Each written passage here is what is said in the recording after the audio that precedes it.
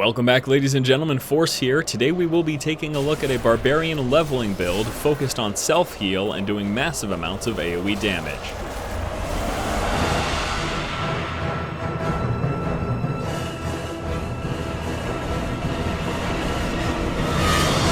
Alright guys, so today we're going to be taking a look at a Barbarian AoE build. The focus is on doing massive amounts of damage and self-healing. This is going to be a leveling build. It's currently what I am using while leveling with my level 33 Barbarian. Now the main attributes of this are going to be Ground Stomp, Cleave, and the Rend ability. And we'll also take a look at the other abilities selected in this build and talk about why I have picked them. Alright, so let's start off with Cleave.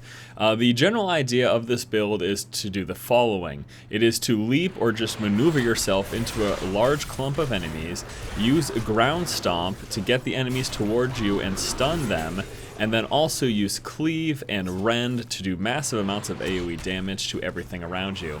Now let's take a look at all of this step by step. Starting off with the ability Cleave, this is going to be runed with Rupture.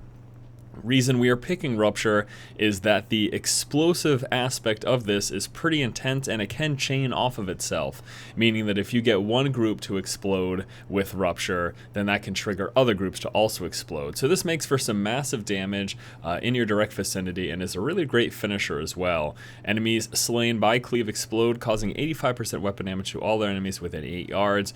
Really, really impressive indeed. Now, the next ability that is primary to this build is going to be Ground Stomp runed with Wrenching Smash. Ground Stomp by itself is going to stun the enemies around you for 4 seconds. With Wrenching Smash, the area of effect is increased to 24 yards and it pulls all of the enemies close towards you.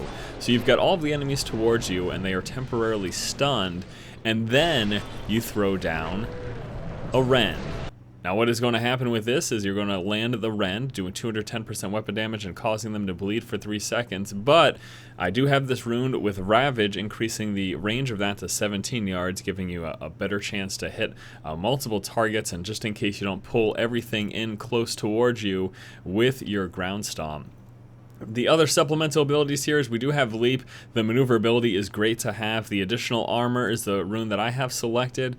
Wouldn't go with something like Toppling Impact for this style of build, which sends enemies hurling away from you, because that's the opposite. With this build, we're trying to get people towards us, and because of that, I actually have selected Iron Impact as the rune of choice. 300% additional armor is going to be really important, and you may be wondering, why do you need that armor if you are ground stomping anyways and stunning them?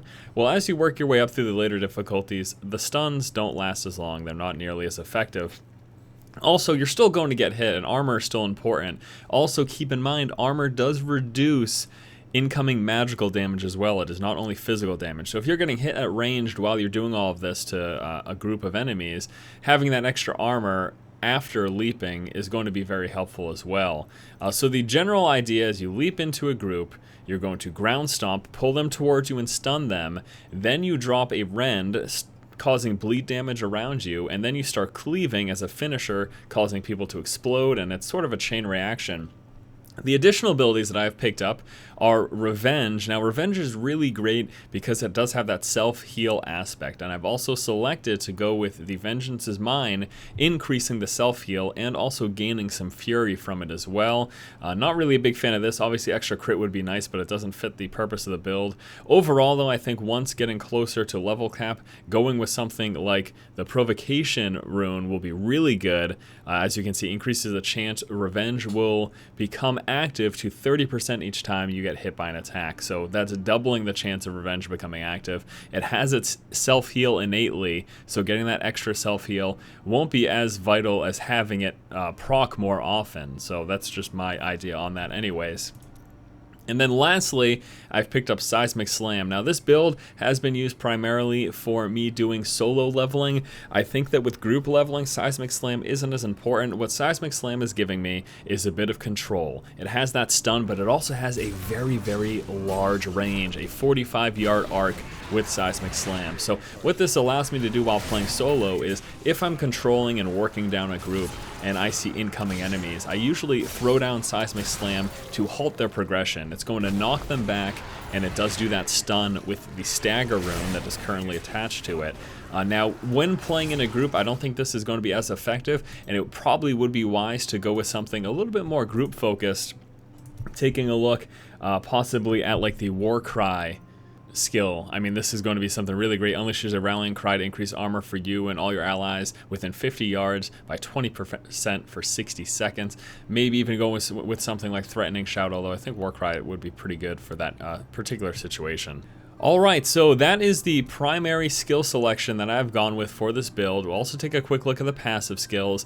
While playing single player, currently I am focused on doing as much damage as possible while also getting some self-heal. So we're going with Ruthless, which is going to increase the hit chance for critical and the damage damage amount for critical hits. So 5% increased critical hit chance and 50% more critical hit damage. Bloodthirst is going to be some self-heal, gaining 3% of all damage done as life. And then Weapon Master, again, this is going to be more damage. Currently, my main weapon is actually an axe, so this is giving me 10% more critical hit chance. Again, overall, going to be more damage. I suppose it would be nice to also have a sword or a dagger as well for the increased damage. Now, if we were working in a group, again, we talked about possibly replacing Seismic Slam, and when it comes to the passives, if you were in a group, you'd probably want to focus on a more tanky build. So getting something like Nerves of Steel for the increased armor, increased by 100% of your vitality, or Tough as Nails, which is going to increase your armor by 25%, and also increasing Thorns damage. This is going to be especially useful if you have Thorns related gear, reflection damage gear on you. So that is my current passive and active skill setup, and let's take a look at a little bit of this in action, just talk about it once again, kind of what you're meant to do. So going ahead and doing this into a group, pulling things towards you, and then rending them and continuing to do the Cleave, which is going to cause that explosive damage. And let's move forward. Now this is currently played on Nightmare. I am level 34 or something along those lines. I'll check in 1 second. I think maybe level 33 or 34. And you can see how it's pretty effective. And, you know, what about single target? Let me mention this really quickly as well. Single target, certainly important. I found to be the case that mostly just while playing the game through, most of the time you're facing massive groups of enemies. When you come up against a boss, for example, Cleave, not going to be the best decision. You can go with something like Frenzy. If you're going to switch out from your shield and you want to go a two-hand Frenzy action, that'd be pretty good. Or going with something like Bash, the Clobber Rune, really awesome, especially while you're playing through normal, still pretty effective in Nightmare. Gonna see real big diminishing returns during Hell and Inferno, but Bash with Clobber, really good for normal and Nightmare, having that constant stun on your on the boss that you're facing is really, really good. But while playing solo and just going through the game, I found that most of the time AoE is the most effective. Single target hasn't been as necessary. And if you're really interested in getting more single target, maybe you want to do something like replace Seismic Slam with a single target like Bash. I mean, that is certainly a possibility. Let's try to go ahead and find another group of enemies and just watch this rotation. Really, really, again, effective, mostly with large groups, so clumping people up is going to be kind of a poor thing. So here we go, gonna go up, pull everything towards me, go ahead and... It's so effective. It is absolutely hilarious. And you talk about like the long distance as well that you get from Seismic Slam. I found that really also useful.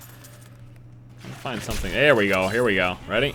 Pulling everything into me, and then just doing massive amounts of AoE damage and laughing at them the entire time. When you start to get low, that's when you're going to be throwing in using the Revenge once it has proc. That does proc on being hit.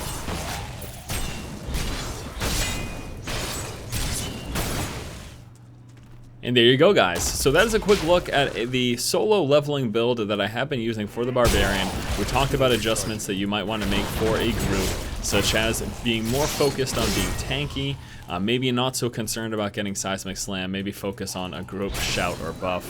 As of now, though, this has been fairly useful for me as I'm working my way through Nightmare difficulty on the Barbarian while playing solo. Alright guys, I want to thank you so much for watching. As always, if you like the content, please subscribe. Also be sure to check out the website, forstrategygaming.com. Thanks again, guys. Keep watching and keep owning.